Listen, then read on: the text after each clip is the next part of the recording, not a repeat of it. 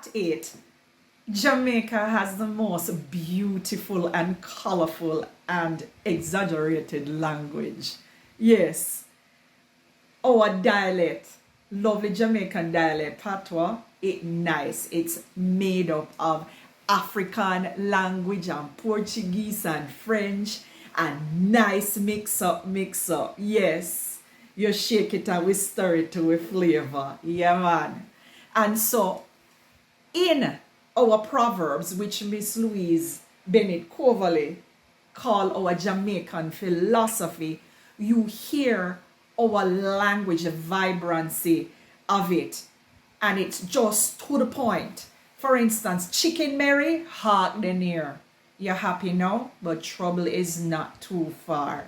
Yes, and of course, English would say bad, worse, worse. We say bad, worse, worser. And when it worser, it is worsera. Yes, so bad, worse, worser, worsera. Yeah, man. We just colorful and I just so we stay. And if we're not too nice, we bugo yaga. And if we're nice, we bonononos. And of course, if they prickle, stick us, we say maka jokwe. Yes, and when we do the somersault, we kin popa lick.